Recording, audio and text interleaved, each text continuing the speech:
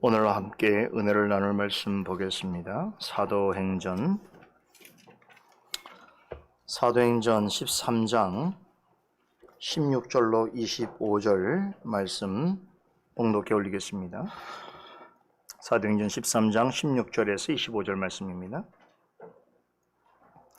바울이 일어나 손짓하며 말하되 이스라엘 사람들과 및 하나님을 경외하는 사람들아 들으라. 이 이스라엘 백성의 하나님이 우리 조상들을 택하시고 애굽 땅에서 나그네 된 그 백성을 높여 큰 권능으로 인도하여 내사 광야에서 약 40년간 저희 소행을 참으시고 가나안 땅 7 족속을 멸하사 그 땅을 기업으로 주시고 그 후에 선자 사무엘 때까지 사사를 주셨더니 그 후에 저희가 왕을 구하거늘 하나님이 베냐민 지파 사람 기스의 아들 사울을 40년간 주셨다가 패하시고 다윗을 왕으로 세우시고 증거하여 가라사대 내가 이새의 아들 다윗을 만나니 내 마음에 합한 사람이라 내 뜻을 다 이루게 하리라 하시더니 하나님이 약속하신 대로 이 사람의 씨에서 이스라엘을 위하여 구주를 세우셨으니 곧 예수라. 그 오시는 앞에 요한이 먼저 회개의 세례를 이스라엘 모든 백성에게 전파하니라. 요한이 그 달려갈 길을 마칠 때에 말하되 너희가 나를 누구로 생각하느냐? 나는 그리스도가 아니라 내 뒤에 오시는 이가 있으니 나는 그 발에 심풀기라도 감당치 못하리라 하였으니.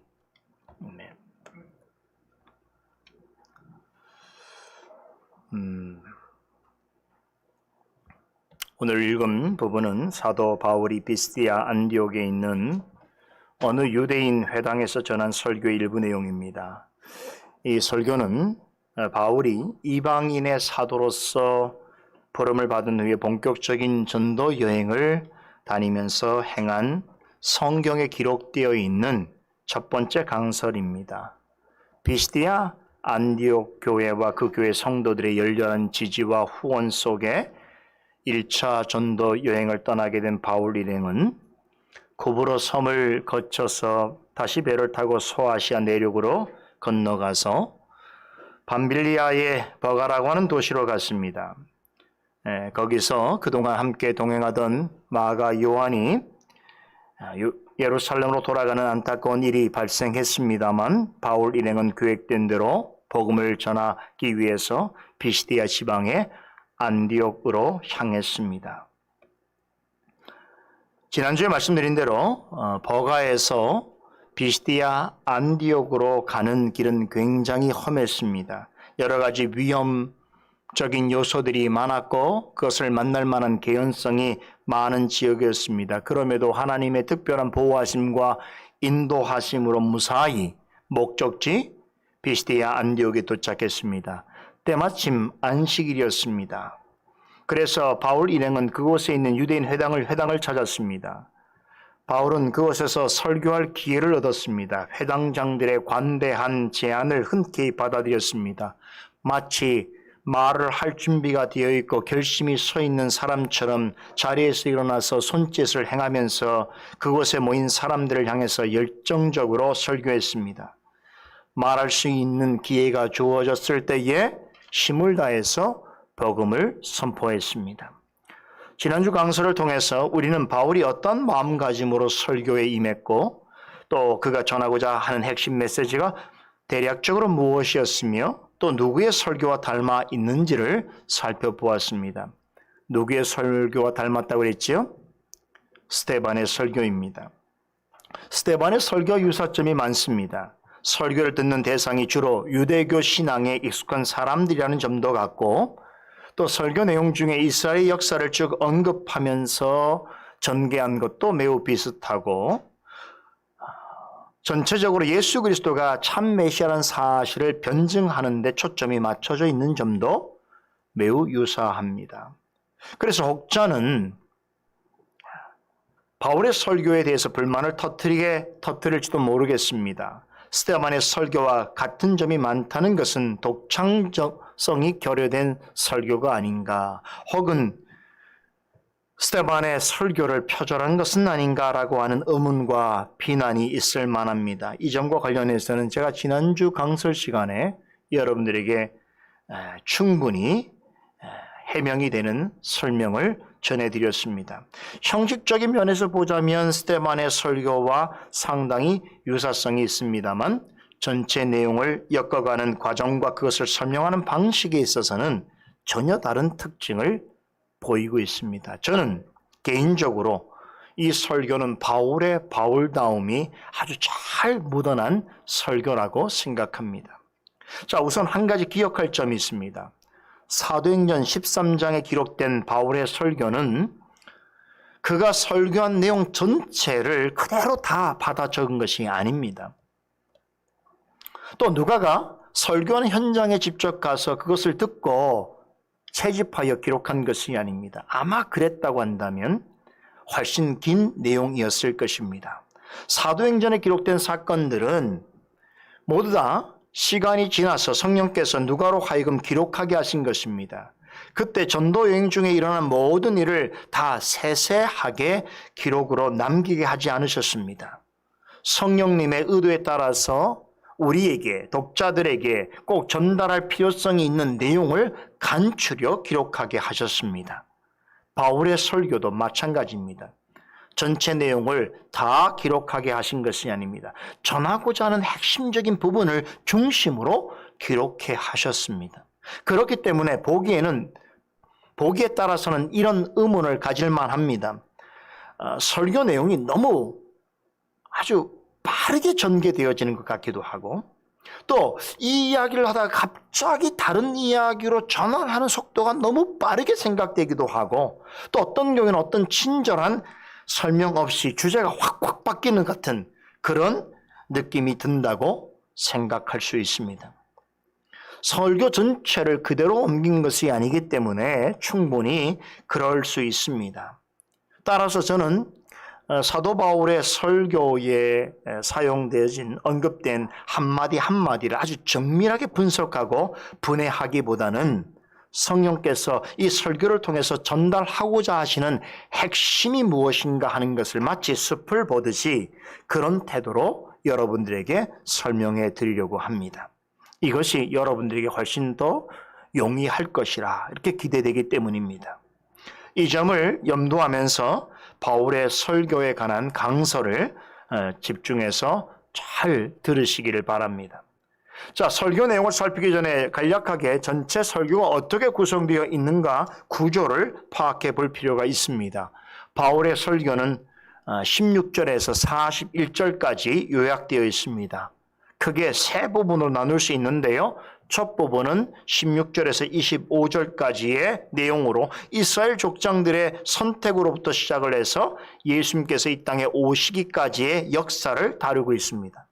둘째 부분은 26절에서 37절까지인데 여기에서는 언약의 성취라는 관점에서 예수 그리스도의 죽음과 부활에 대하여 다룹니다. 굉장히 중요합니다. 다음 주에 이 내용을 다룰 수 있기를 바랍니다. 성찬주일에서 제가 지금 많은 생각을 하고 있는데 자, 마지막 셋째 부분은 38절에서 41절까지인데 본 설교의 결론이자 적용점을 전하는 내용입니다. 우리의 죄를 사하여 주시고 의롭게 하신 예수 그리스도를 믿어야 할 것과 그럼에도 그것을 거부하는 자들에 대하여서 엄중한 경고를 전하면서 설교는 마무리됩니다. 한 가지 흥미로운 점은 이 세 부분은 모두 설교를 듣는 청중을 부르는 호칭으로 시작하고 있다는 것입니다. 첫 부분은 16절에 이스라엘 사람들과 및 하나님을 경외하는 사람들아라고 하는 말로 시작하고 둘째 부분은 26절에 형제들 아브라함의 후예와 너희 중 하나님을 경외하는 사람들아라고 하는 말로 시작합니다. 그리고 그 다음에 셋째 부분은 38절에 형제들아라고 하는 호칭으로 시작합니다. 이렇게 청자를 부르는 세 번의 호칭은 설교의 내용과 주제를 나누는 일종의 구분선이 되어지고 있습니다. 그래서 저는 이 부분 이렇게 구분되어지는 이 사도 바울이 구분한 내용의 방식에 따라서 여러분들에게 말씀을 전해드리려고 합니다. 자, 여기 한 부분을 더 추가한다면 42절에서 52절은 바울의 설교에 대해서 청중들이 보인 상반된 반응에 대하여 전해주고 있습니다. 바울의 설교를 듣고 그 자리에서 예수님을 영접한 사람들이 있는가 하면 그의 설교에 대하여서 유감을 갖고 심지어는 분노와 적개심을 드러낸 비시대 안디옥의 유대인들이 있습니다. 결국 그들로 하여금 인해서 바울 일행은 안디옥에서 쫓겨나게 됩니다. 16절 이하의 본문은 이렇게 크게 보면 네 부분으로 나누어서 생각해 볼 수 있습니다. 오늘은 첫째 부분을 중심으로 해서 여러분과 함께 말씀의 은혜를 나누려고 합니다. 다시 16절을 봅니다. 바울은 이스라엘 사람들과 및 하나님을 경외하는 사람들아 들으라 라고 하는 말로서 설교를 시작합니다. 처음부터 바울은 이제부터 전하는 설교가 누구를 대상으로 하는 것인지를 명확하게 언급을 하고 있습니다. 유대인들과 유대교에 입교한 경건한 이방인들입니다. 바울은 먼저 이들이 반드시 듣고 기억해야 하는 이스라엘 역사에 대하여 언급합니다. 우선 가장 중요한 것은 이스라엘 역사가 어떻게 시작이 되었는가 하는 것이고요. 다음에는 이스라엘이 애굽 땅에서 종살이할 때에 그들이 어떻게 나오게 되어서 광야를 지나서 하나님의 약속의 땅인 가나안 땅으로 가서 정착하게 되었는지에 대해서 말합니다. 그리고 그 후에 어떻게 이 나라가 애굽의 종살이로부터 하던 이 나라가 이 백성이 한 나라를 이루게 되었는지, 그렇게 해서 이스라엘 최초로 세워진 왕이 누구이고 또한 하나님의 마음에 합한 왕은 누구였는지, 또 그의 시에서 어떻게 구주되시는 메시아가 나오게 되었는지라고 하는 역사를 소개해 주고 있습니다. 자, 이렇게 한눈에 보더라도 지나간 이스라엘 역사를 아주 간략하게 핵심적으로 요약하고 있는 내용이다라고 하는 것을 알 수 있습니다. 자, 이 점에 있어서 우리는 지금부터 우리가 살펴보게 될 이스라엘 역사에 관한 바울의 해명을 통해서 우리는 바울의 역사관을 엿볼 수 있습니다. 자신의 민족 이스라엘 역사를 어떻게 이해하고 분석하는가, 이것은 바울의 신학을 이해하는 데 있어서 굉장히 중요한 부분입니다. 자, 그런데 바울의 역사의식에는 다른 사람에게서는 찾아볼 수 없는 매우 독특한 점이 발견됩니다. 대개 사람들이 역사를 기록할 때는 역사가의 시점에서 기록하거나 또 그때 역사의 주인공의 관점에서 이야기를 풀어갑니다. 그렇죠? 쉽게 예를 들면 우리 조선시대의 임진왜란이라고 하는 역사에 대해서 누군가 기록한다면 이순신 장군의 시점에서 그 역사를 바라보거나 혹은 임진왜란을 해석하는 역사가의 관점에서 논하게 되어 있습니다. 그렇죠? 이것이 역사를 바라보는 보통의 관점이고 일반적인 기록 방식입니다. 하지만 바울이 이스라엘 역사를 바라보고 기록하는 관점은 매우 다릅니다. 우선 주목할 점은 바울이 이스라엘 역사에 대하여 설명할 때에 누구를 주어로 사용하고 있는가 하는 것입니다. 누구입니까? 이스라엘 백성이 아닙니다. 이스라엘의 영웅인 모세와 다윗도 아닙니다. 그들을 택하신 하나님입니다. 실제적인 설교 내용은 17절부터 시작됩니다. 그런데 이스라엘 역사를 소개하면서 누구를 전체 주어로 삼고 있습니까? 이 이스라엘의 하나님입니다. 자, 그러면 이 하나님 뒤에 오게 되어지는 이어지는 모든 주절과 동사는 어떻습니까? 이 주어에 따르는 설명입니다. 바울이 말하고 있는 이 이스라엘의 하나님은 지금부터 그가 강설한 모든 설교의 전체 주어입니다.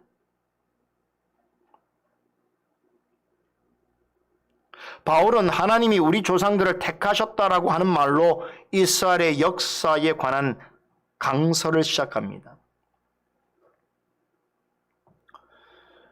이스라엘이라고 하는 민족의 그 시작, 그건 언제부터 되었을까요? 라고 할 때에 일반적으로뿐만 아니라 유대인들도 마찬가지로 누구에게 거슬러 올라갑니까? 아브라함에게 거슬러 올라갑니다. 아브라함이 하나님의 부르심을 받아서 갈대아 우르에서 나오게 됨으로 인해서 그렇게 형성되어진 그런 민족이 바로 이스라엘 민족입니다. 바울이 그런 이스라엘 민족의 시초를 어떻게 설명하는지를 보세요. 아브라함이 하나님의 지시를 받아서 갈대아 우르를 떠났다라고 하는 식으로 표현하지 않습니다. 그 대신에 하나님이 그를 선택하셨다라는 말로 표현하고 있습니다. 아브라함은 하나님의 지시를 따랐을 뿐이라는 것이지요. 좀 더 쉽게 말하자면 아브라함이 어떻게 한 것이 아니라 하나님이 그를 그렇게 하도록 하셨다는 것입니다. 이것은 일반 역사에서는 찾아볼 수 없는 매우 독특한 기록 방식입니다.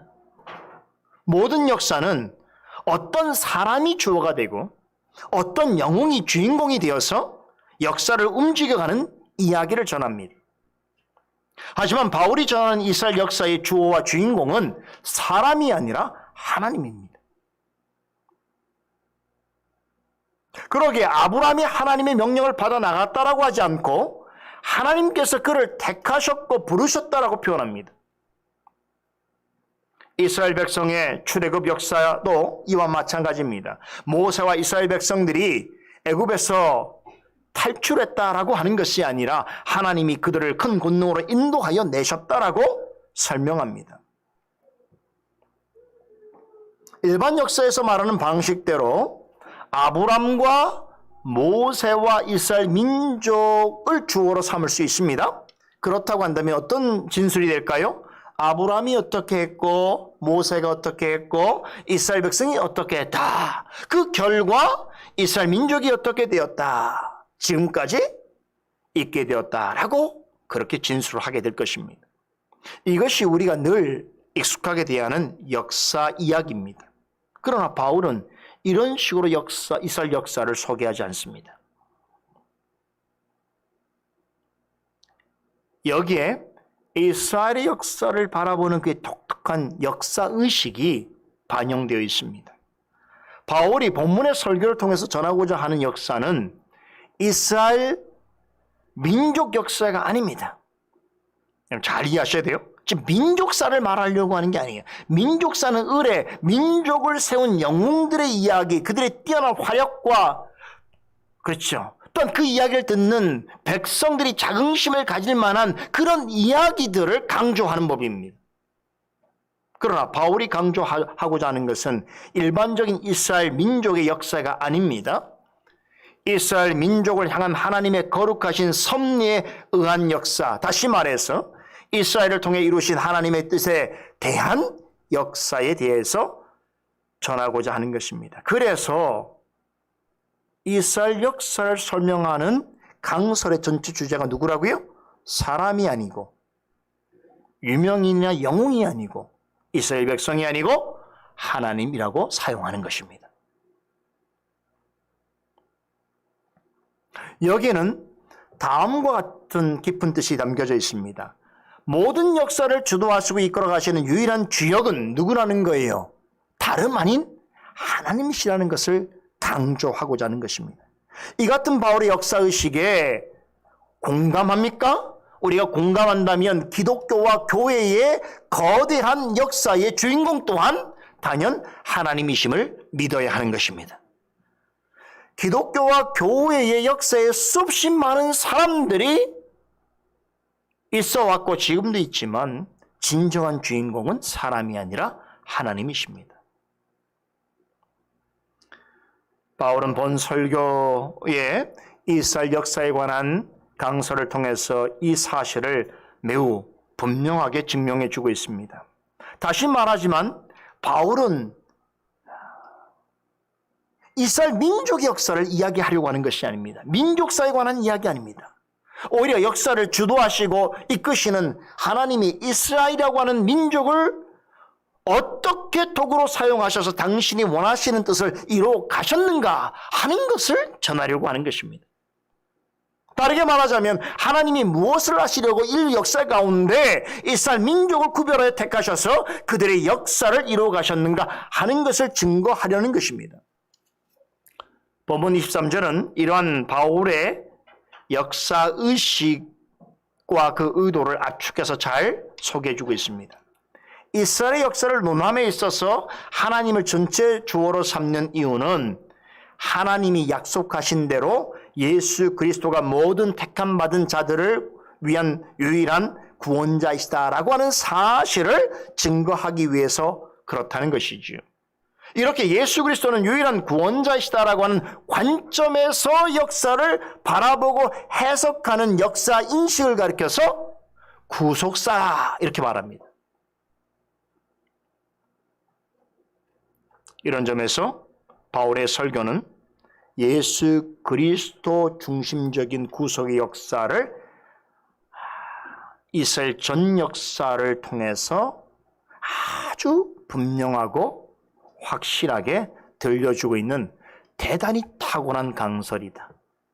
그러니까 여러분 지금 김병영 목사의 설교를 듣는 것이 아니고 역사상 하나님이 바라보시는 역사적 통찰력과 안목을 가장 바르게 가졌던 사도 바울이 이스라엘 백성의 역사를 해석하는 그 강설을 듣고 있는 거예요.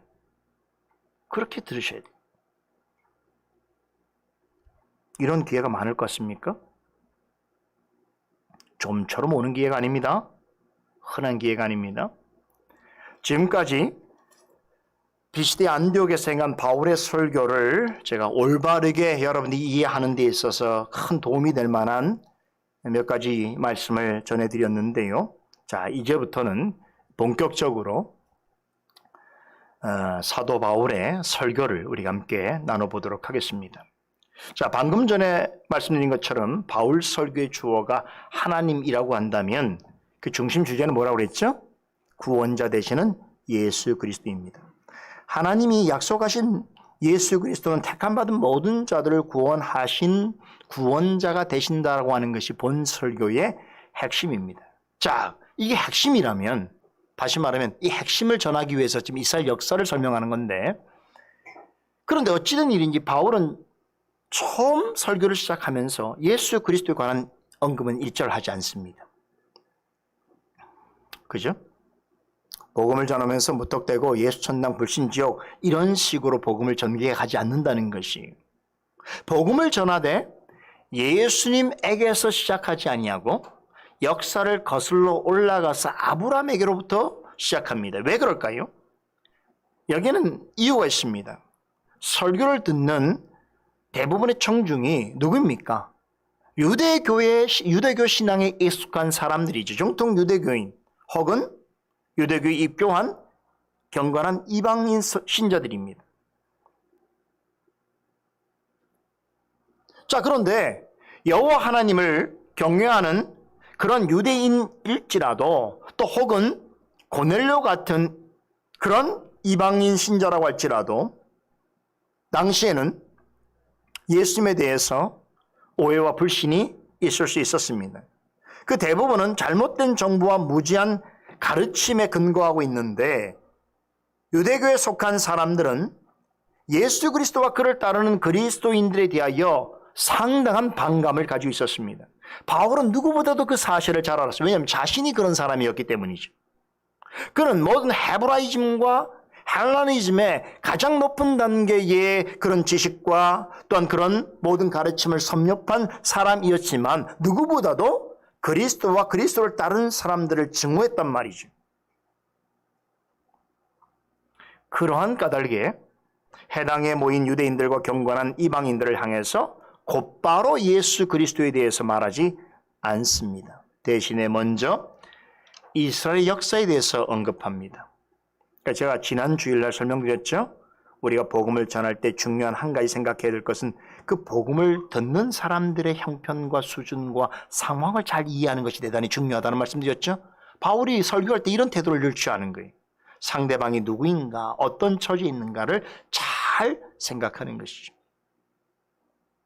그래서 자, 이스라엘 역사를 이야기하려면 여러분 가장 중요한 게 뭐겠습니까? 그 역사의 시원이겠죠. 이스라엘이라는 나라가 어떻게 시작이 되었는가라고 하는 것부터 설명에 들어가는 것입니다. 17절을 다시 봅니다. 이스라엘 백성의 하나님이 우리 조상들을 택하시고 애굽 땅에서 나그네 된 그 백성을 높여 큰 권능으로 인도하여 내셨다라고 전합니다. 말씀드린 대로 여기서 이 이스라엘의 백성의 하나님이라고 하는 이 말, 이것이 본 강설의 전체 이야기의 중심 주제이고 또한 주어입니다. 바울은 처음부터 자신이 선포하고자 하는 이스라엘의 역사에 관한 관심사를 분명히 밝히고 있는데, 자, 그게 뭐냐면 사람이 무엇을 한 것에 대해서 이야기하는 것이 아닙니다. 이스라엘 역사를 언급할 때에 바울은 먼저 이스라엘에 속하여 있는 사람들이 어떤 일을 했는가라는 것을 말하는 것이 아니라 하나님께서 이스라엘을 통해서 어떤 일을 하셨는가, 그것에 더 관심을 갖는 것이, 하나님의 일하심과 하나님의 뜻에 관한 이야기를 전합니다. 이런 의도에서 바울은 먼저 회당에 모인 유대인들과 경건한 이방인들에게 하나님께서 이스라엘 조상들을 선택하셨다라고 하는 말을 강조합니다. 이 말은 무슨 뜻일까요? 이스라엘의 역사는 우연의 산물이거나 인간의 의지로 발생한 것이 아니라 하나님의 주권적 선택으로부터 시작되었다, 이 말을 하는 거예요. 그 사실을 어떻게 알 수 있는가 하면, 하나님은 세상 관점에서 보자면 이스라엘 민족을 처음 시작하실 때에 대단한 사람들, 유명한 사람들, 뭔가 충분히 그럴 만한 사람들을 사용하신 게 아니라는 것이죠. 아무것도 아닌 것 같은 자들, 별 볼 일 없는 자들을 택하셔서 그들을 통하여 이스라엘 민족을 이루셨다는 것이, 역사 속에서 이스라엘 민족을 이루시기 위한 그 구체적인 시작은 아까 말씀드린 것처럼 갈대아 우르에 살던 아브라함을 불러내심으로 시작되었습니다. 유브라데 강과 티그리스 강 사이에 위치한 갈대아 우르라고 하는 것은 고대 이교도 문화가 창궐했던 곳입니다. 아주 전형적인 우상 도시였던 것이지요. 그래서 아브라함의 아버지 데라는 이 우상의 땅에서 뭘 했습니까? 그는 그 족보로 보면 셈의 후손이거든요. 셈의 후손이지만 우리가 아는 것처럼 바벨탑 사건 이후에 다 흩어져서 어떻게 했습니까? 모든 세계 흩어진 사람들이 하나님을 그 마음에 알지 못하고, 하나님을 알지 못하고, 그렇죠? 하나님을 감사하지도 않고 영화롭게도 하지 않고 오히려 뭡니까? 우상 숭배에 빠지게 되죠. 그렇게 형성된 그 문화가 우리가 소위 말하는 인류의 태고적 문명이 시작된 발원되던 바로 그 문화들입니다. 그런데 그와 같은 한 곳이었던 갈대아 우르한 곳에서 우상을 섬기던 사람이었고요. 심지어는 우상을 제작해서 그것을 밥벌이하던 사람이었지요.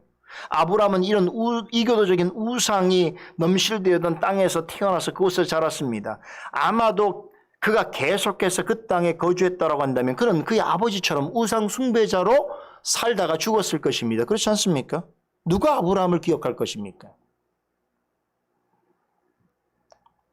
어찌 보면 그렇게 어떤 대단한 어떤 특징이 있는 것도 아니고 특별한 장점이 있는 것도 아닌 사람을 하나님께서 택하셔서 그의 본토, 고향, 아버지 집을 떠나게 하셨습니다.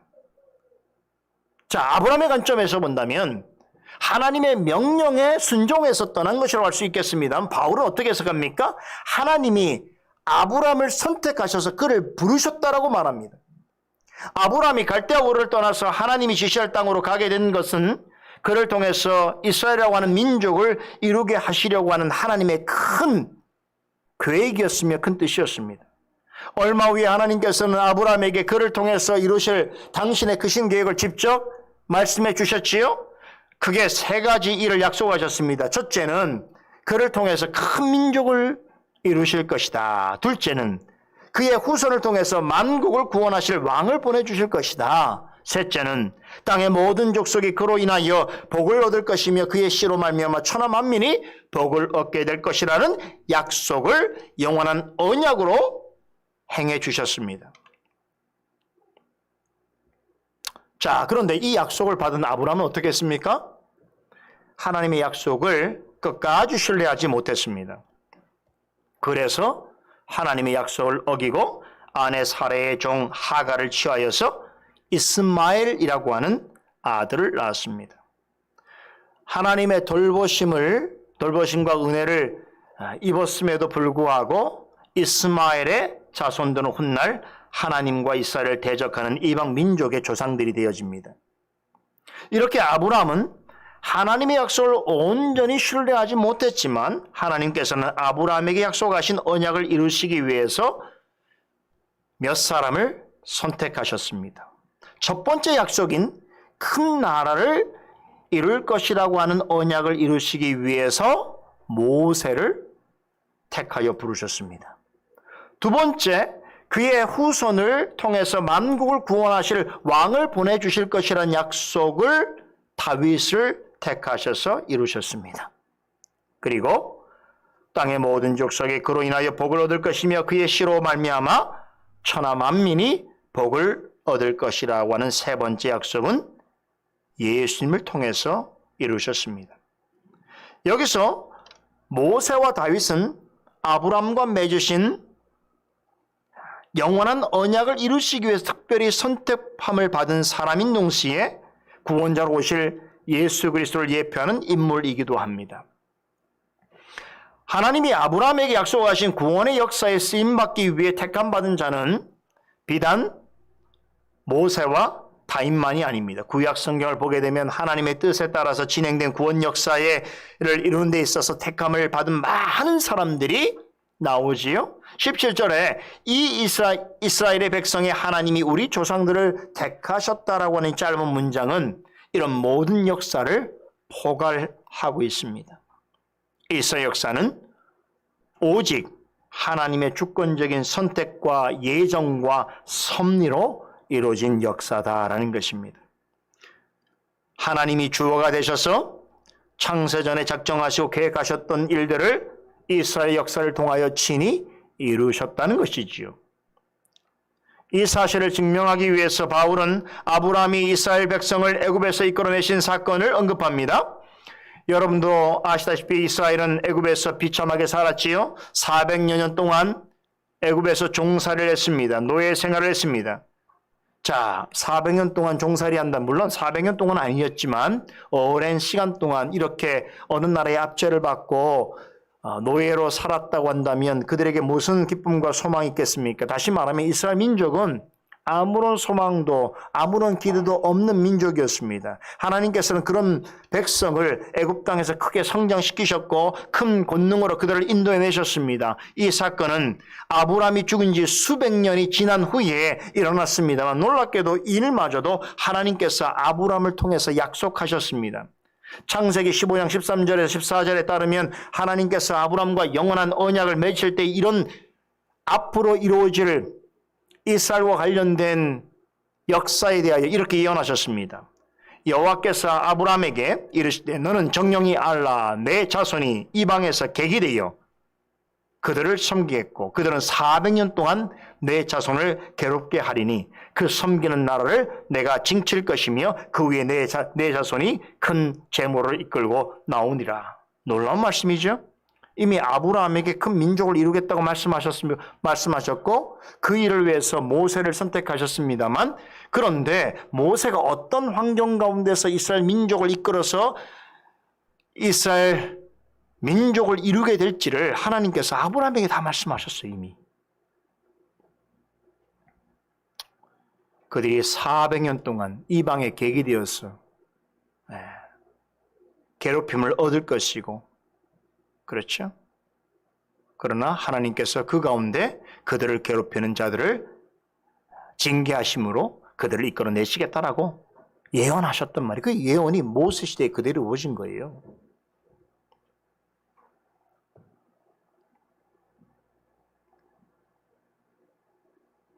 이 말씀 그대로 이스라엘 백성은, 이스라엘 민족은 애굽 땅에서 400년 동안 나그네로 지내면서 애굽 사람들로부터 많은 고초와 핍박을 받았습니다. 그러나 하나님께서는 애굽인들의 손아귀에서 이스라엘 백성들을 건져내시기 위해서 그 땅에 큰 권능으로 큰 기적과 이사를 베푸셨죠. 그래서 그들을 이끌어내셔서 약속의 땅으로 인도하십니다. 애굽의 통치자였던 바로는 모세를 통해서 애굽 땅에서 이스라엘 백성들을 이끌어내시려고 하는 하나님의 뜻을 정면으로 대적했습니다. 그 일에 대해서 하나님께서는 크고 작은 크고 많은 기적과 표적들을 통해서 하나님의 뜻에 대적하는 자들의 말로가 얼마나 비참하고 비극적인가를 보여주셨지요. 이 일을 극적으로 보여준 사건이 무엇입니까? 바로 홍해 사건입니다. 이스라엘의 뒤를 쫓던 바로와 그의 군대는 모두 물에 수장되고 말았습니다. 홍해 사건이 전하고 있는 교훈은 두 가지입니다. 하나님을 대적하는 자들은 결국 하나님의 진노와 심판을 받아서 멸망할 수밖에 없지만 하나님의 택한 백성은 어떤 경우에도 약속하신 모든 일을 이루시며 마침내 승리하게 하신다는 것을 홍해 사건을 통하여 확연하게 보여주셨습니다. 지금 바울이 언급한 일들은 여러분 부인할 수 없는 일입니다. 역사적으로 실제로 일어난 사건입니다. 그래서 유대인이라고 한다면 누구나 공감하고 이런 역사를 듣게 되면 얼마나 자랑스러워하겠습니까? 그런 역사를 하나님의 관점에서 설명해 주고 있습니다. 그래서 여기까지 전해들은 유대인들은 지금 사도 바울이 전한 이 이스라엘 자신의 민족에 관한 역사에 대하여 크게 공감했을 것입니다. 아, 고개를 끄덕거리면서 야, 그랬구나. 우리가 아브라함으로부터 그렇게 시작이 되어서 애굽 땅에서 그렇게 종살이하던 민족이었지만 하나님께서 권능으로 이끌어내셔서 약속의 땅인 가나안 땅으로 인도해 주셨구나. 그래서 우리 민족이 그렇게 지금 유지될 수 있었구나라고 하는 일에 공감했을 것입니다. 그러나 바울은 여기서 그치지 않고 이어서 유대인들이 돌아보기에 매우 꺼려하는 부끄럽고 참담했던 이스라엘 역사에 대해서 언급합니다. 그게 무엇입니까? 대표적인 것이 그들의 조상들이 광야에 있을 때의 일이었단 말이죠. 하나님께서는 이스라엘 백성이 광야를 지나는 동안 정말로 그들을 보호하셨고 많은 것을 공급해 주셨습니다. 메마르고 척박한 땅에서 기적적으로 40년 동안 매일 먹을 양식과 물을 제공해 주셨고 낮에는 구름 기둥과 밤에는 불 기둥으로 그들을 인도하고 보호해 주셨지요. 그러나 이스라엘 백성들이 어떻게 했습니까? 광야 길을 가는 내내 불평하고 원망하고 배반했습니다. 가데스 바네아의 반란 사건 기억하시지요? 하나님이 약속하신 젖과 꿀이 흐르는 약속의 땅을 코앞에 두고도 하나님과 모세를 원망하면서 차라리 애굽으로 돌아가자고 반역을 도모했습니다. 그 결과 어땠습니까? 가나안 땅을 정탐한 40일을 하루로 계산해서 하루를 1년으로 해서 40년 동안 광야를 헤매게 됐습니다. 우리 지난번 여름 수련회 때 민수기 말씀을 통해서 우리가 이 부분을 자세히 살펴보았죠. 그러면서 제가 뭔 말씀을 드렸어요? 민수기서는요 36장이라고 하는 굉장히 많은 장으로 구성되어 있는 그런 성경인데도 불구하고 실제로 광야를 헤맨 기간 동안에 이러한 일들을 기록한 장은 몇 장 되지 않습니다. 그런데 그 장들도 그 몇 장도 광야 거의 한 38년 동안 광야를 헤맨 내용을 기록한 것인데 그 내용들이 다 뭡니까? 다 불평하고 원망하고 배반하는 사건들 뿐이란 말이에요. 그러니까 하나님 편에서는 이스라엘 백성들이 광야에 38년에 헤맨 그 시간을 기록할 것이 없어요. 마음에 담을 것이 없다는 것이지. 계속 불평과 원망과 반역을 거듭했다는 것이죠. 결국 애굽에서 나올 때 60만 명이 넘었던 20세 이상의 성인 남녀가 모두 광야에서 다 죽었습니다. 어림잡아 보자면 하루에도 40년 동안 수십 명에서 수백 명 동안 매일같이 죽어나갔다는 것이죠. 자, 그런데 한 가지 놀라운 사실은 그렇게 40년 동안 60만 명, 즉 60만 명이 넘는 엄청나게 많은 사람들이 광야에서 전부 죽었는데 이스라엘 민족이 멸절하지 않았다는 거예요. 다시 말해서 애굽에 살았던 20세 이상의 사람들은 다 죽었단 말이에요. 그러면 민족이 사라져야 되는데 민족이 멸종하기는커녕 더 놀라운 것은 애굽에서 나올 때와 비등한 수의 사람들이 가나안 땅에 들어갔다는 거예요. 어떻게 이런 일이 가능할 수 있었을까요? 바울은 이렇게 답합니다. 이스라엘 백성은 광야에서 40년 동안 반복적으로 불신앙과 악행을 저질렀지만 하나님께서 그 일에 대하여 어떻게 하셨다고요? 오래 참으시고 끝까지 그들을 돌보셨다는 것이죠. 이스라엘 백성의 광야 40년 역사는 하나님 편에서 어떤 역사입니까? 끊임없이 불평하고 원망하고 배반하는 이스라엘 백성들을 향하여 참고 인내하신 시간이었던 것입니다. 그렇게 하심으로 이스라엘 백성들의 스스로 갖는 의를 철저히 무너뜨리시고 저들의 교만을 낮추시고 신명기 보면 그렇게 함으로써 사람이 떡으로만 사는 것이 아니요 오직 하나님 입에서 나오는 말씀으로 살아가게 되는 존재인 것을 깨닫게 해주셨다는 것이지요.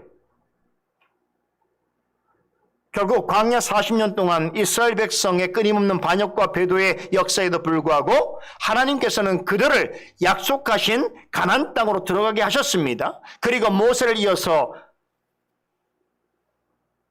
여호수아를 지도자로 세우셔서 가나안 땅을 정복하게 하셨습니다. 그 땅에 살고 있었던 7 족속을 모두 물리치고 내쫓게 하셨습니다. 그리고 마침내 그 땅 전부를 12지파에게 기업으로 나눠주셨습니다. 이처럼 이스라엘 백성이 애굽에서 가나안 땅에 정착할 때까지의 기간을 무려 450년이 걸렸습니다. 그 오랜 기간 동안 신분상으로는 노예에 불과했고 성정으로는 하나님의 은혜를 입고도 늘 불평하고 원망하고 배반하는 어리석고 교만한 사람들을 끝까지 참고 인내하시면서 하나님의 백성으로 만들어 가셨던 것입니다. 바울은 유대인과 경건한 이방인들에게 지나간 이스라엘의 역사 속에서 일어났던 이 모든 일들을 주도하신 분이 누구라고 하는 것입니까? 이 이스라엘의 하나님이라고 강조합니다. 이어서 이스라엘 백성이 가나안 땅에 거주하게 된 이후의 역사를 언급합니다. 가나안 정복 싸움 이후에 이스라엘은 잠시 안정기를 찾는 듯 했습니다만 불행히도 얼마 지나지 않아서 광야에서 40년 동안 반복됐던 그 실패와 반역 역사가 또다시 재현되었습니다. 이 시대에 이스라엘의 백성들은 죄를 짓고 또 벌을 받고 다시 회개하고 또 얼마쯤 지나면 또 망각하고 그래서 또 죄를 짓고 벌을 받고 회개하는 그런 악순환적인 일을 계속했습니다. 그럴 때마다 하나님께서 사사를 세워주셨습니다. 사사는 가나안 땅에 들어가서부터 이스라엘의 왕이 세워지기 전까지 이스라엘 백성들을 죄에서 건져주고 또 고통에서 구원해 주기 위하여 하나님께서 세우신 지도자들입니다. 사사기를 보게 되면 12명의 사사가 등장하는데 물론 이외에도 여러 사사들이 있습니다만 중심되는 사사는 12명입니다. 그런데 이들은 이스라엘이 가나안 땅을 정복한 후로부터 이스라엘의 첫 왕이 등장할 때까지 약 400년에서 450년 동안 이스라엘을 다스리게 되는데 이들이 통치하던 시대를 가리켜서 사사시대라고 부릅니다.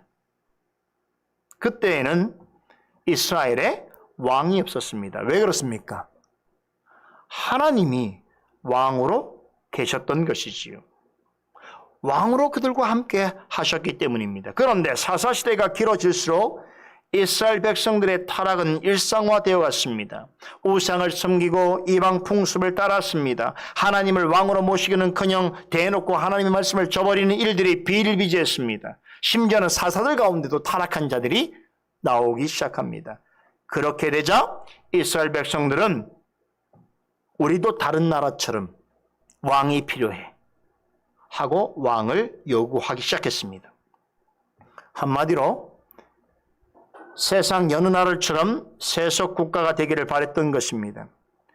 하나님을 왕으로 인식하지 않는 풍조가 점점 일반화되자 자기의 소견에 옳은 대로 행하는 사람들이 더욱더 많아졌습니다. 급기야 백성들은 사무엘 선지자에게 쫓아가서 왕을 세워주기를 요구했습니다.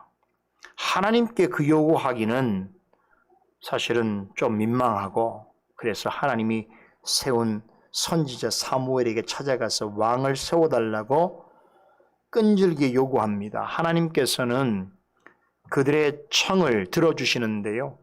사무엘은 처음에 주저합니다. 어떻게 하나님이 왕이신데 우리 이 땅에 왕을 세울 수 있는가 주저하지만 하나님께서 그리 하라고 하십니다. 그래서 이스라엘에 처음으로 왕을 세우게 되었던 것입니다. 그렇게 해서 세움받은 사람이 바로 베냐민 지파에 속하는 기스의 아들 사울입니다.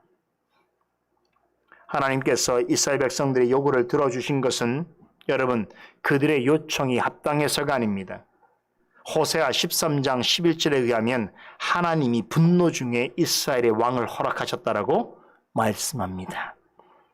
여러분 부모가 자녀가 정당하지 않는 무슨 요구를 할 때에 들어줄 수 있어요. 그렇게 들어줄 때 그게 기뻐서 들어주는 것이 아니라 옅다. 그래 네가 원하는 거냐? 라고 하는 마음으로 들어줄 수도 있는 것이에요. 하나님이 이스라엘 백성들이 사울을 요구했을 때에 기뻐하지 않으셨지만 분노하셨지만 그들의 요구를 들어주셨습니다. 거기에는 하나님의 의도가 있어요. 그래 한번 봐라 이런 것입니다. 그래 한번 세상 나라처럼 왕의 통치를 받아봐라 이런 의도가 있었던 것입니다. 하나님 편에서 본다면 이스라엘 백성들이 여느 세상 나라처럼 우리에게도 왕이 필요하다라고 그렇게 요구하는 것은 매우 부당한 일입니다. 매우 불신앙적인 일입니다. 그럼에도 하나님께서는 이스라엘의 사울이라고 하는 왕을 허락하셨습니다. 이 일에 대하여 이스라엘 백성들은 열렬히 환호했습니다. 왜냐하면 사울은 유력한 가문, 베냐민 가문 중에 출신인데다가 특별히 성경에 보니까 그 외모가 매우 출중한 사람이고 그리고 겸손하기까지 한 모습을 가지고 있었던지라 사람들이 좋아했습니다. 처음에는 그랬다는 것이. 하지만 그는 왕위에 오른 지 불과 2년이 채 되지 않아서 본색을 드러냅니다. 통치하는 기간 내내 하나님 앞에서 불신앙과 불순종의 삶을 살아가게 되는데요. 결국 백성들의 열렬한 지지와 기대 속에서 이스라엘의 초대 왕으로 추대된 사울은 하나님으로부터 버림을 받게 됩니다. 그 증표가 뭔지 아세요? 여호와의 신이 그에게 떠나버립니다. 그래서 그는 악신에 들려서 남은 인생을 살아가게 되는데요. 그 후에 더욱더 기괴하고 사악한 짓을 많이 행합니다. 결국 하나님의 심판을 받게 돼서 블레셋과의 그 전쟁에서 이게 참 흥미로운 사람입니다.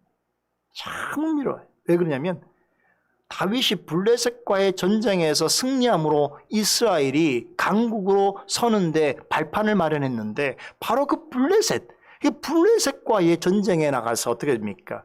참담하게 죽어버리고 그의 세 아들도 다 죽게 되죠. 하나님이 심판을 받게 되는 것이죠. 이것이 의미하는 바가 뭐겠습니까? 사울의 통치는 부당한 것이고 하나님의 심판을 받았다는 것이겠죠. 사울이 왕권을 유지하던 40년 동안 이스라엘 백성들은 매우 안 좋은 일들을 경험했습니다. 왕은 미쳐 날뛰지요. 간신배들과 폭력배들이 들끓지요. 국정은 망가졌지요. 경제는 폭망했지요. 그 틈을 타해서 끊임없이 이방 족속들이 이스라엘을 침략했습니다. 여러분, 그래서 사실 이 일은 미안하지만 자업자득인 것이. 그렇죠. 하나님 앞에 자업자득인 일이에요. 하나님이 왕으로 계시는데도 세상 나라처럼 세상 나라의 왕을 요구하는 일에 대한 아주 하나님 편에서 혹독하고 당연한 징계였습니다. 사울은 애초에 하나님이 원한 왕이 아니었습니다. 하나님이 세우시고자 하는 왕은 따로 있었습니다. 누굽니까? 다윗입니다. 얼마 전 22절에서 바울은 하나님께서 사울을 패하시고 다윗을 왕으로 세우셨다라고 전합니다. 이 일을 누가 했다고요? 하나님이 하셨다고 말합니다. 여러분, 누군가를 어떤 자리에 끌어내시거나 그 자리에 올리시는 일은 하나님의 권한에 있습니다. 하나님은 생명을 주시기도 하시고 치유하시기도 하십니다. 하나님은 주시기도 하시고 거두어 가시기도 하십니다. 모든 삶과 죽음, 있음과 없음, 실패와 성공은 하나님의 주권 안에 있습니다. 하나님은 사람들이 아무리 좋아하는 위인이라도 자신의 뜻을 거역하면 패하시지만 아무리 아주 겸손한 사람이라도 하나님의 뜻에 합당하면 높이시기도 하십니다. 사울과 다윗의 생은 이러한 하나님의 주권을 너무나 명확하게 대조적으로 보여주고 있습니다. 사울은 백성들의 요구에 의해서 세워진 왕입니다. 사람들은 그가 가진 외적인 조건에 열광했습니다. 하지만 절대 권력을 가진 사람일지라도 하나님의 뜻을 거역하는 자리에서 돌이키지 않는다면 사울처럼 심판을 받게 됩니다. 그리고 그런 자를 환호하고 따른 사람들은 자신이 택한 일 때문에 어려움과 고통을 겪게 됩니다. 그렇다면 사울에 비해서 다윗은 어떤 사람입니까? 그러면 다윗은 사울에 비해서 정말 대단히 좋은 사람일까요? 대단히 훌륭한 사람일까요? 외적으로 보자면 사울보다 더 낫다고 말할 만한 것이 별로 없는 사람입니다. 그러나 출신적으로나 또 성품적으로나 뭐 지식적으로나 배경적으로나 사울보다도 훌륭한 면이 없습니다. 그럼에도 그는 한 가지 사울하고 다른 것이 있었는데 그게 뭡니까? 하나님의 마음에 합한 사람이었다는 것이. 이 말은 그가 사울에 비해서 하나님을 감동시킬 만한 엄청나게 많은 장점들을 소유하고 있었다라는 의미가 결코 아닙니다. 다만 하나님의 뜻을 이룰 자로서 준비되어 있었고 또한 하나님의 뜻을 쫓아서 행하고자 하는 마음을 품고 있었다는 것이지요. 항상 그런 것은 아니지만 많은 부분에서 그의 마음은 하나님의 마음과 일치했습니다. 많은 흠결이 있는 사람임에도 다윗은 진심으로 하나님을 경외하고 예배하기를 바랬고 하나님이 행하시는 일을 기뻐하였으며 소망하였습니다. 하나님의 말씀을 쫓아 그분의 뜻대로 살기를 원했습니다. 그래서 사무엘상 기자는 이런 다윗을 가리켜서 하나님의 마음에 합한 자다라고 평가합니다. 하나님께서 다윗을 사랑하시고 기뻐하시는 보다 중요한 이유가 있습니다. 그것이 22절 하반절에 있습니다. 다윗은 하나님의 모든 뜻을 행할 자로서 예비되어 있었습니다. 그렇다면 하나님께서 다윗을 통해서 이루실 모든 뜻이란 무엇을 의미하는 것인가? 이 질문을 달리하면 하나님이 다윗에게 거시는 가장 큰 기대가 무엇인가 하는 것입니다.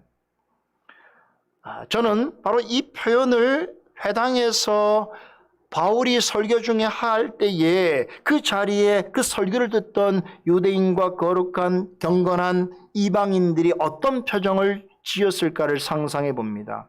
아마도 엄청난 기대감의 표정을 지었을 것입니다.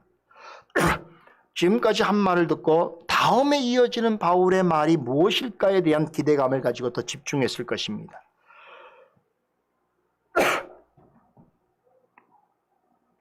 지금까지 바울이 언급한 내용은 유대인과 경건한 이방이라면 누구나 알만한 이야기입니다. 여러분, 특별히 다윗에 대하여 모를 사람이 없습니다. 다윗은 그 누구도 비교할 수 없을 만큼 큰 업적을 이룬 사람입니다. 그는 이스라엘의 황금기를 이끈 위대한 왕입니다.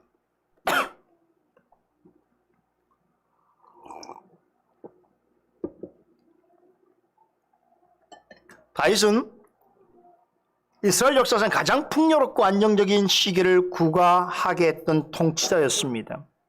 뿐만 아니라 그런 위대한 신이었으며 용감한 용사였으며 자유로운 목자였습니다. 그런 사람이 이스라엘 왕으로서 태평성대를 이끌었다는 것은 여러분 유대인들로서는 엄청난 자랑이고 엄청난 자부심일 수밖에 없습니다. 뭐 우리나라 사람이 세종대왕을 생각하는 그 이상이겠지요. 여러분 혹시 이스라엘 국기를 보신 적 있습니까? 기억나시죠? 이스라엘 국기를 보게 되면 그 하얀 바탕에 위아래로 파란색 줄무늬가 있고요. 그 가운데 별 모양이 있어요. 이렇게 별이 그려져 있어요. 보신 적 있어요? 기억나시죠? 바로 그 별이 다윗의 별입니다. 이 별은 유대교와 유대인을 상징합니다. 그래서 유대인들이 자기 나라의 국기를 볼 때에 누가 떠오를까요? 다윗을 떠올리게 되는 것입니다. 자연스럽게. 이 말은 유대인들에게서 다윗이는 어떤 존재인가를 짐작해 볼 수 있는 것이죠. 그렇죠? 그 국가가 있는 동안 영원토록 함께 할 그 국기, 그 유대인과 유대교를 상징하는 그 국기에 다윗을 상징하는 별이 있단 말이에요. 다시 말하면 유대인들은 꿈이 있어요. 그 꿈이 뭐냐면 다윗이 이룬 나라와 같은 나라를 이루기를 원하고 다윗과 같은 구원자인 메시아가 오기를 원하는 마음, 그게 그 국기에 반영되어 있단 말이에요. 대단히 종교적입니다. 신앙적입니다. 왜 그럴까요? 유대인들에게서 다윗은 보통 사람이 아니에요. 그냥 역사 속의 한 위인 정도가 아니고 그들에게 있어서는 가장 위대한 통치자였으며 이스라엘을 구원할 자를 예표한 위대한 인물이기도 하는 것이죠. 말씀드린 대로 예나 지금이나 유대인들은 다윗과 같은 구원자가 세상에 와서 이스라엘을 구원하고 최종 승리를 하게 할 것을 기대하고 있습니다. 그런 점에서 유대인들의 하나님이 다윗으로 하여금 자기 뜻을, 모든 뜻을 이루게 하실 것이라고 하는 그 바울의 멘트는 예사롭게 들리는 말이 아닌 거죠. 이해되세요? 그 옛적 바울의 시대로 돌아가서 바울이 이루었던 것보다 더 위대한 일을 이룰 만한 하나님의 남으신 뜻을 지금 이야기하겠다고 하니 설교를 듣다 귀가 더 커질 수밖에 없는 거죠. 쫑긋해지는 거죠. 그래서 지금부터 이 이야기 다음에 22절 다음에 그 어떤 이야기가 전개될 것인지에 대하여 그 회당에 있던 유대인들과 경건한 신자들은, 이방인들은 귀를 쫑긋 세우고 지금 바울의 말을 청취하게 되었다는 것이죠. 그래서 제가 이 이야기를 들었을 때에 그들이 어떤 기대감을 가졌을지를 상상해 본다는 것입니다. 이렇게 바울은 유대인 청중들의 관심을 고조시킨 뒤에 드디어 하나님께서 다윗에게 주셨던 그 약속을 떠올리게 합니다. 본문 13절에 보면 하나님이 약속하신 대로라고 하는 이 말을 우리가 주목해야 되는데, 하나님은 아브라함에게 하셨던 것처럼 다윗에게도 영원한 언약을 맺으셨지요. 그 내용이 사무엘하 7장에 나오는데, 먼저 제가 사무엘하 7장 12절 13절을 읽어드립니다. 내 수완이 차서 내 조상들과 함께 잘 때에 내가 내 몸에서 날 자식을 내 뒤에 세워 그 나라를 견고케 하리라. 저는 내 이름을 위하여 집을 건축할 것이요 나는 그 나라 위를 영원히 견고케 하리라 라고 하는 말씀이 나옵니다. 그러면서 16절에 보면 내 집과, 너희 집이죠, 지금 다윗을 말하는 거, 하나님께서 너희의 집과 너희의 나라가 내 앞에서 영원히 보존되고 너희의 위가 영원히 견고하리라 하셨다 하라라고 말씀하셨어요. 한마디로 말하자면 다윗의 나라와 그 왕위가 영원할 것을 약속하셨습니다. 그런데 이 약속을 누구를 통해서 이루시겠다는 겁니까? 다윗의 몸에서 날짜, 곧 그의 후손을 통해서 그 일을 이루시겠다라고 하나님이 약속하셨던 것이지요. 일찍이 하나님께서는 아브라함에게도 이와 같은 약속을 하셨습니다. 창세기 15장에 보면 아브라함이 하나님에게 왜 나에게 씨를 주시지 않느냐라고 따지는 장면이 나옵니다. 왜 그렇습니까? 분명히 본토 친척 아비집을 떠나 지시할 땅으로 가게 되면 그 자신으로 하여금 큰 민족을 이루게 하시겠다고 하셨고, 땅의 모든 족속들이 자신으로 인하여서 큰 복을 얻게 하신다고 약속하셨는데 무슨 일이 벌어진 겁니까? 시간이 한참 지났는데도, 이제 아이를 낳을 수 없는 상황까지 됐는데도 불구하고 자녀를 생산치 못하게 되니까 하나님 앞에 나아가서 불평할 수밖에 없게 된 것이죠. 하나님, 나로 인해서 큰 민족을 이루게 하신다고 하셨는데 어떻게 나한테는 자식이 하나 없습니까? 내 아내는 경수가 끊어져서 더 이상 아이를 낳을 수 없는 육신적인 상황인데 어떻게 나에게 자식을 주지 않습니까? 라고 하나님께 불평하게 된 거죠. 그럴 때 하나님께서 뭐라고 말씀하셨냐면, 내 몸에서 날짜가 내 후사가 아니라 될 것이라고 다시 한번 약속하시면서 이 말씀이 있은 후에 얼마 되지 않아서 이삭을 낳게 됩니다. 창세기 22장에 보면 하나님이 아브라함을 향해서 도리어 청천벽력 같은 말씀을 하시는데 그게 뭡니까? 내 사랑하는 독자 이삭을 데리고 와서 모리아 산에 가서 거기서 뭐 하라는 거예요? 번제를 드리라는 것이에요. 여러분, 말이 되는 이야기입니까? 이 아들이 어떤 아들인데요? 그렇죠. 100세에 낳은 아들이고 그렇게 간절히 소망해서 사랑하는 독자인데 이 하나밖에 없는 독자를 하나님께서 번제로 드리려고 하니까 어떻겠어요? 근데 놀랍게도 그때는 아브라함의 믿음이 성숙했던 것 같아요. 하나님 말씀에 토를 달지 않고 그 아들의 손을 붙잡고 모리아 산으로 올라가서 어떻게 합니까? 칼을 들고 이걸 벤전에 눕혀놓고 번제처럼 각을 뜨기 위해서 칼을 드는 순간 하나님이 보내신 천사가 그것을 막으면서 이렇게 하나님의 말씀을 전합니다. 그 아이에게 내 손을 대지 말라.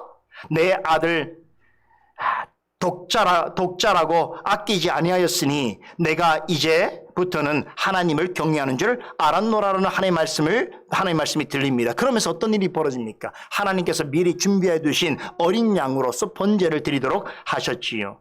그리고는 아브라함에게 이전에 주셨던 동일한 약속을 다시 한번 들려주시는데, 내가 하나님이 너에게 큰 복을 주고 너의 씨로 크게 성하여 하늘의 별과 같고 바다의 모래와 같게 하려고 하는 말씀과 내 씨로 말미암아 천하 만민이 복을 얻으리라라고 하신, 다시 말해서 아브라함을 처음 부르셨을 때에 맺으셨던 그 영원한 언약의 말씀을 다시 한번 그에게 들려주십니다. 여기서 아브라함에게 약속하신 이 씨와 다윗에게 말씀하신 내 몸에서 날 자는 동일한 존재입니다. 하나님께서 아브라함과 다윗에게 동일하게 약속하신 바로 이분, 그들에게 나올 그 씨, 그들의 후사, 누구를 가리키는 것입니까? 여러분, 지금 여기까지 이야기되니까 유대인들 같은 경우는 지금 어떤 반응을 보이겠어요? 야, 모세를 통해서 하나님이 이루시겠다고 하는 그 모든 뜻을 이룰 사람이 메시아단 말이에요. 그 메시아가 지금 누군지를 기다리고 있는 상태인데 지금 이 설명을 다 한 다음에 바울이 뭘 말하는 겁니까? 바로 역사 속에서 너희들이 그토록 자랑하는 아브라함과 다윗을 통하여 하나님이 약속하신 그 후사, 그 씨, 그 구원자가 바로 예수 그리스도라고 말하는 거예요. 완전한 반전이지요. 예수 그리스도가 너희의 구주라고 말씀하고 있습니다. 하나님께서 일찍이 아브라함과 다윗에게 약속하신 씨는 이스라엘을 구원하기 위해서 하나님께서 구주로 택하신 예수다라고 선포하고 있는 거예요. 그러니까 아브라함에게 너희 씨로 말미암아 천하 만민이 복을 얻을 것이라고 약속하신 그 내용과 다윗에게 너의 몸에서 날짜고 너의 후손으로 하나님의 나라와 왕위를 영원히 견고케 하시겠다라고 하신 그 약속, 그것은 아브라함과 다윗의 후손 중에서 하나님으로부터 기름 부음 받은 자 곧 메시아가 올 것을 예언하는 말씀인데, 이 약속의 말씀이 누구를 통해 성취되었습니까? 우리의 유일한 구원자이신 예수 그리스도에 의해서 성취되었다는 것이지요. 바울은 예수님을 하나님께서 구원하신 대로 약속하신 대로 다윗의 씨에서 이스라엘을 위하여 구주로 세우신 예수라고 선포합니다.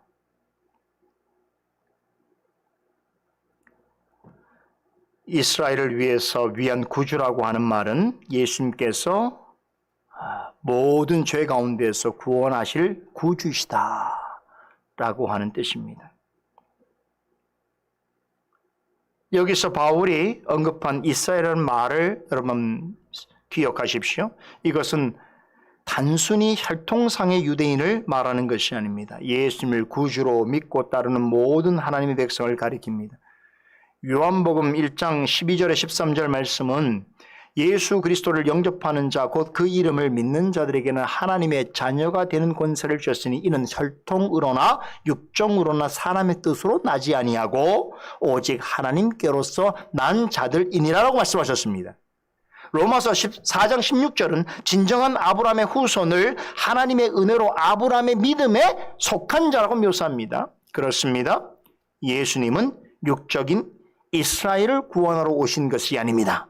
영적인 이스라엘, 곧 예수님을 구주로 믿고 따르는 모든 사람을 구원하시기 위해서 세상에 구주로 오셨습니다.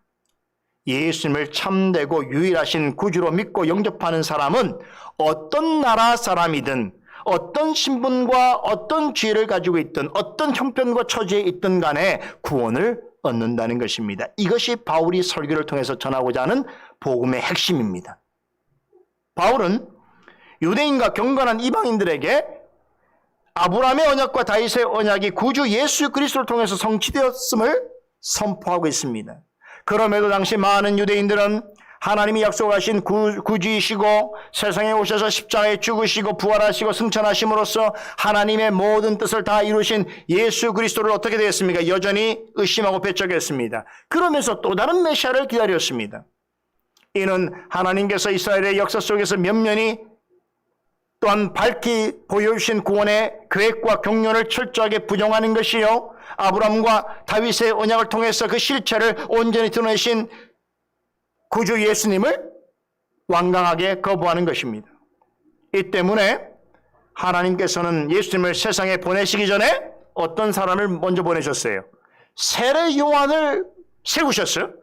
그리스도가 오시는 길을 미리 예비하게 하시고 회개의 복음을 전파하게 하셨고 그리스도를 믿음으로 고백하는 세례를 베풀게 하셨다는 것입니다. 이게 바울이 해석하는 거예요.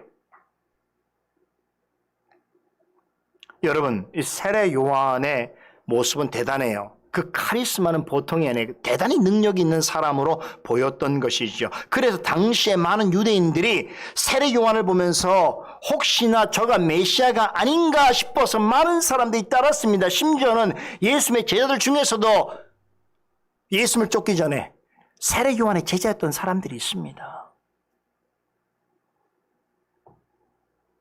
그런데 바울은 유대인들이 이토록 대단하게 생각하는 세례 요한이 예수님에 대하여서 어떻게 무슨 말을 했는지를 전하고 있습니다. 25절이죠. 사람들이 혹 그가 메시아가 아닌가 궁금해할 때에 그를 찾아와서 당신이 혹시 그리스도가 아닙니까? 라고 물을 때에 세례 요한이 어떻게 답했다는 겁니까? 이렇게 담대하게 외쳤습니다. 나는 그리스도가 아니라 내 뒤에 오시는 이가 있으니 나는 그분의 발에 신을 풀기에도 감당치 못할 자니라라고 전했습니다.